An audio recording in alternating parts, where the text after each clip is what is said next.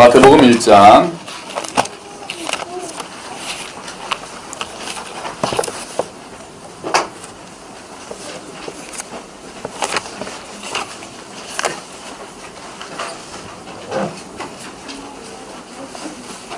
마태복음 1장 21절부터 23절까지 말씀입니다.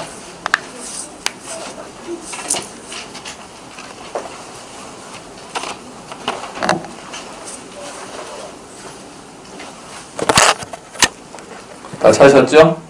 자, 우리 그러면 한 목소리로 읽도록 하겠습니다. 시작! 아들을 낳으리니 이름을 예수라 하라. 이는 그가 자기 백성을 그들의 죄에서 구원할 자이심이라 하니라.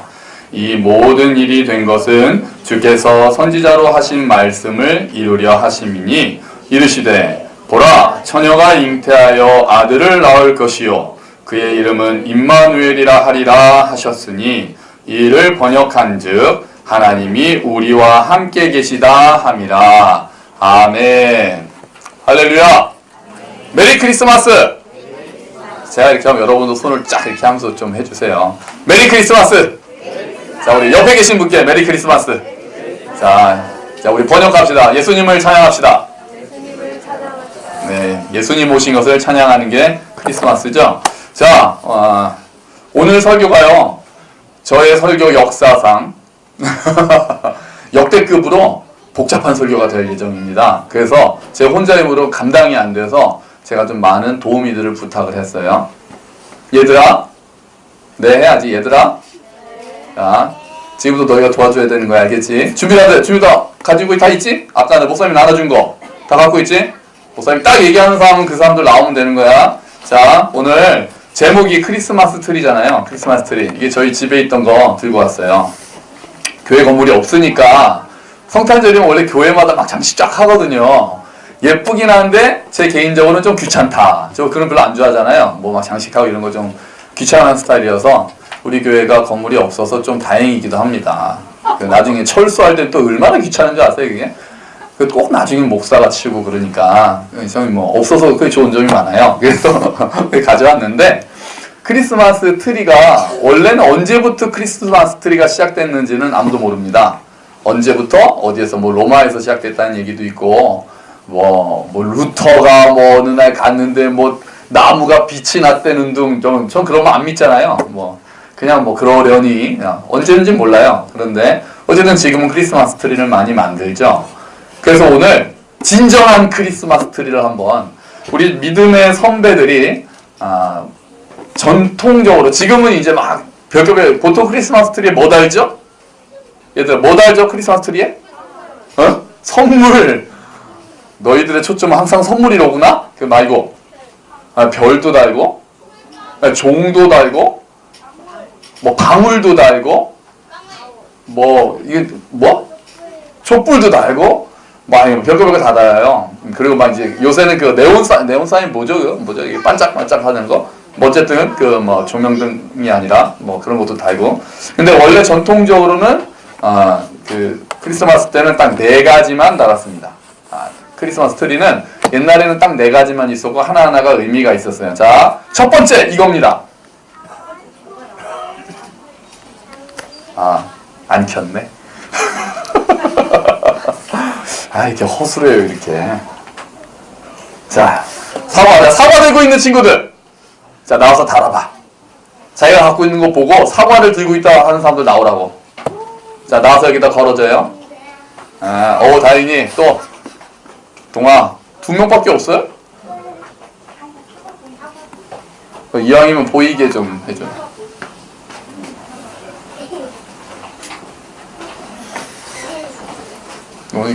장식하러 나오는 폼이 괜찮아. 보이기만 해줘. 보이게만. 사람들이 보이게. 또 없어요? 사과? 없어요? 네. 그럴 수도 있지. 자, 사과. 왜 성탄절 트리에다 사과를 장식했을까요? 사과는 어떤 의미가 있을까요? 사과는 선악과를 상징을 합니다. 자, 우리 오늘 주보에 있는 걸 한번 볼게요. 여러분 주보에 보시면 창세기 3장 6절이 나와 있습니다. 우리 같이 읽어보겠습니다. 시작. 여자가 그 나무의 열매를 보니 먹음직도 하고 보암직도 하였다. 그뿐만 아니라 사람을 슬기롭게 할 만큼 탐스럽기도 한 나무였다.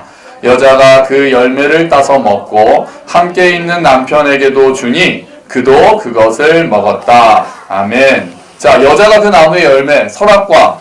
여러분 교회를 오래 다니신 분은 다 아시겠지만 하나님께서 에덴 동산을 만드시고 남자와 여자를 만드셨을 때 그 안에는 모든 것 다 먹어라. 하지만 단 하나는 먹지 말라고 한 게 있었습니다. 그 나무가 이름이 뭡니까? 선악과죠. 그게 사과인지 뭔지는 아무도 모릅니다. 근데 어떻게 하다가 그냥 사과라고 치고 이제 얘기하는 거예요. 자, 그런데 뱀이 여자를 꿰었고 그래서 하와가 그걸 따먹게 됐죠. 인간이 그 사과를 따먹으면서 죄가 인간 안으로 들어와서 하나님과 분리가 됩니다. 도대체 사과가 무슨 죄가 있다고, 사과 자체의 문제, 과일 자체의 문제가 아니라 하나님께 불순종하기로 최초로 자기의 의지를 보이는 게 선악과 사건이 되는 거죠.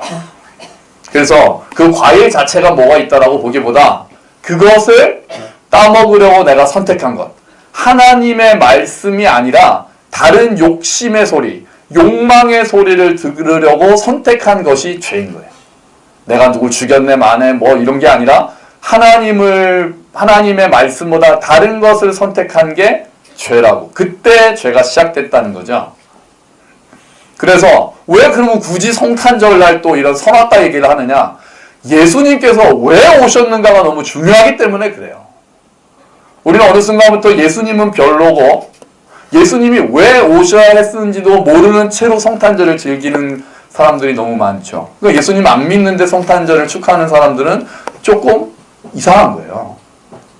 의미는 버리고 노는 것만 하는 거잖아요. 물론 우리도 부처님 오신 날 쉬니까 좋아합니다. 저도 개인적으로 좋아해요. 5월달에 날씨 되게 좋잖아요. 그런데 그것까지만 하는 거지. 근데 우리는 다른 거예요. 예수님이 오셔야 한 이유는, 그렇게 이 땅에 하나님이 인간이 돼서 오셔야만 했던 이유는 우리의 죄 때문이다라는 걸 생각하는 날이 성탄절이라는 거예요. 그러니까 그냥 막 좋고 야 성탄절이야 연말연시 기분에 합쳐가지고 막 선물 주고 산타 돌아다니고 그걸로 끝나면 안 되는 거예요. 원래 우리가 죄를 안 지었으면 안 오셔도 되는 거예요. 어떻게 보면. 그렇잖아요. 오셔서 그렇게 비참하게 돌아가실 필요도 없었다고요. 우리가 하나님과 멀어졌기 때문에 예수 그리스도께서 이 땅에 오셔서 죽으러 오신 거잖아요. 그러니까 기쁜 날이지만 뭐 한편으로는 슬픈 날이기도 한 거죠. 부활하셨지만 그래서 성탄절에 사과를 장식하면서 이날은 예수님께서 나의 죄 때문에 오신 날이다 라고 기억하는 거예요. 그렇게 성탄절이 시작이 되는 겁니다. 그래서 사과가 달려요. 자, 두 번째는 이거를 답니다. 짜잔. 장미잖아. 깜짝아. 장미예요. 장미. 자, 장미 들고 있는 친구들 나오세요. 좀 도와줘. 장미 들고 있는 사람들 나와서 좀 달아주세요. 야, 어떻게 장미는 어떻게 예쁜 아가씨들만 장미를 들고 있었네? 아니네. 어휴, 예쁜 아가씨가 나왔다. 아이고, 예쁘다. 우리 김민영 아가씨 고마워. 아버지 다 맞잖아요. 신기하게. 이렇게 딱 고를 때, 이게 확실히. 그런가 봐요. 네, 장미. 장미는 뭐를 상징할까요? 우리 성경을 또 봅시다. 이사야. 장미는 죄 아니야. 장미는 죄 아니야. 자, 우리 성경에, 주보에 이사야 35장 1절, 2절 같이 읽겠습니다. 시작. 광야와 메마른 땅이 기뻐하며 사막이 장미처럼 피어 즐거워할 것이다. 사막은 꽃이 무성하게 피어 크게 기뻐하며 즐겁게 소리칠 것이다. 레바논의 영광과 갈멜과 샤론의 영화가 사막에서 꽃피며 사람들이 주의 영광을 보며 우리 하나님의 영화를 볼 것이다. 아멘. 장미는 예수님을 상징합니다. 광야에 피어난, 그래서 샤론의 꽃, 장미 이런 그런 우리 찬양 옛날에 있었잖아요. 그래서 사실 장미라는 단어도 꼭 장미는 아니에요. 그 근처에 피는 뭔지 정확하게 몰라요. 근데 우리가 보통 그냥 장미라고 합니다. 광야에 꽃이 피는 것처럼 이 황무한 이 땅에 예수님께서 오셨다는 거예요. 죄로 가득하고 어둠으로 가득한 이 땅에 생명의 예수님께서 장미처럼 오셔서 나중에 그 장미가 짓밟히죠. 그래서 우리가 그 고난주간에도 십자가 고통당한 지금부터 짓밟힌 장미꽃처럼 나를 위해 죽으셨네. 그렇게 노래를 부르거든요. 그래서 장미는 이 땅에 황무지 같은 땅에 장미꽃으로 오신 예수님을 환영한다라는 의미가 있는 거예요.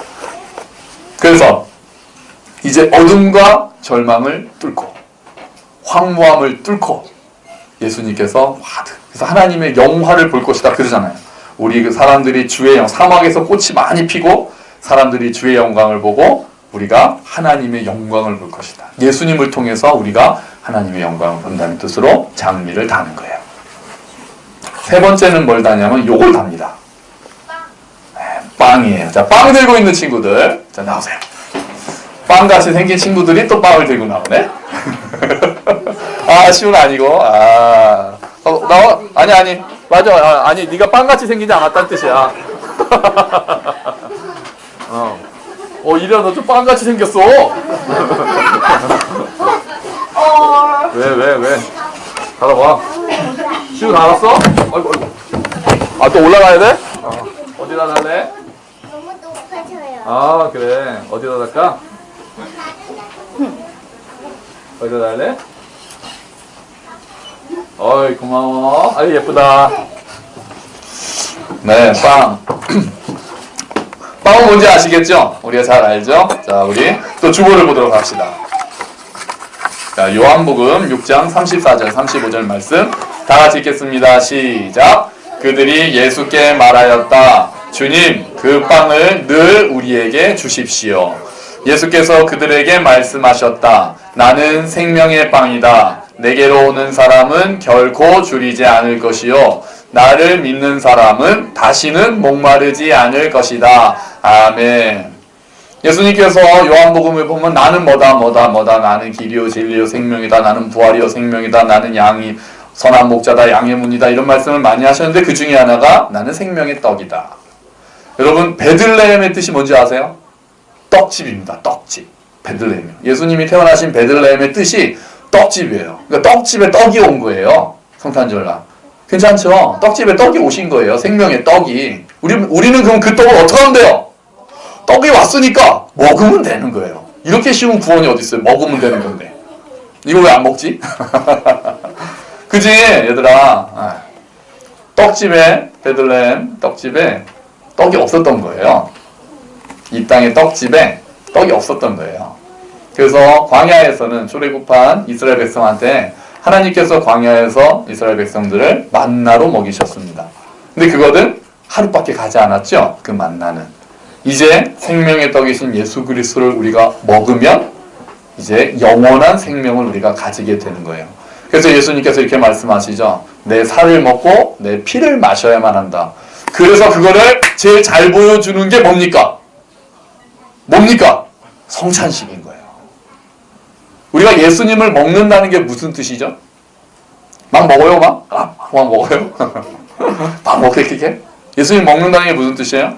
예수님을 먹는다는 것은 예수님을 믿음으로 예수님과 내가 하나가 된다는 거예요. 우리가 무언가를 먹음으로써 그것이 우리의 영양이 되잖아요. 우리가 밥을 먹으면 그걸로 우리가 영양이 되고 밥이 내가 되잖아요. 그래서 당신의 지금 상태는 뭘 먹는지 보면 안다고 그러잖아요. 이제 우리가 예수님을 생명의 떡이신 예수님을 먹고 예수 그리스도와 우리가 연합을 한다는 거예요. 그게 예수님을 먹는다는 거예요. 그거를 보여주는 게 성찬식인 거예요. 그래서 우리 좀 있으면 성찬식 하잖아요. 성탄절에 성찬식 하는 건 특별히 그 이유가 있는 거예요. 생명의 빵으로 오신, 생명의 떡으로 오신 예수님을 내가 먹음으로써 그분과 내가 하나입니다. 그분과 내가 이제 하나여서 내 죄가 그분께 다 들어갔고 그분의 의가 나에게로 왔습니다. 라고 고백하는 시간이 성찬식인 거예요. 그래서 크리스마스 트리에 빵을 답니다. 마지막 하나 있어요. 뭘까요? 마지막에는 촛불입니다. 자, 우리 촛불을 들고 있는 친구들 다 나와주세요. 자, 우리 누가 빛과 같은지. 나도?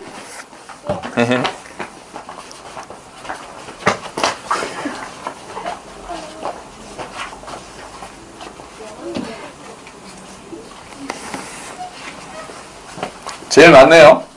시국과 연관이 돼서 그러나 다들 이렇게 촛불을 많이 가지고 갔어요. 제가 똑같은 숫자를 가지고 가져가라 그랬는데요. 아이들이 요즘 촛불을 많이 봐서 그러나. 네, 고맙습니다. 자, 촛불. 촛불은 뭔지 아시겠죠? 우리 주보 보시면 다 알죠. 자, 요한복음 8장 12절 말씀 같이 읽겠습니다. 자, 시작. 예수께서 다시 그들에게 말씀하셨다. 나는 세상의 빛이다. 나를 따르는 사람은 어둠 속에 다니지 않고 생명의 빛을 얻을 것이다. 아멘. 우리가 잘 알듯이 예수님이 먼저 이 땅에 빛으로 오셨습니다. 그러니까 예수님이 빛으로 오셨다는 것은 이 땅은 원래 어떤 상태였다는 거죠? 어둠이 있었죠. 하나님께서 처음에 창세기에서 천지 창조를 하실 때도 똑같습니다. 처음에 어둠이 있었죠. 흑암이 깊음 위에 있고. 그런 상태에서 제일 처음에 첫째 날 하나님이 만드신 게 뭡니까? 빛이 있으라! 이게 쫙. 처음에 하나님의 말씀의 은혜가 빛으로 쫙 오는 거예요. 마찬가지로 이제 어두운 이 땅에 예수님께서 이 땅에 빛으로 오셨다는 거죠. 그래서 이 빛을 받아 안는 자는 그 다음에는 그 빛을 받은 우리는 뭐가 됩니까? 이제는 우리가 빛이 되는 거예요. 예수님이 빛이시기 때문에 우리가 그 예수님을 먹고 예수님과 합친 우리는 빛이 되는 거예요. 그래서 이제 너희는 세상의 빛이라고 그러는 거예요. 그러니까 그냥 예수님을 본받고 이 정도가 아니에요. 우리가 빛인 이유는 예수님과 연합됐기 때문에 그래요. 생명의 빛이 우리 안에 있기 때문에 우리는 원래 빛이 나야 되는 사람들이에요. 여러분, 사람들을 보면서 야, 저 사람 빛이 난다 이렇게 생각한 적 있지 않으십니까?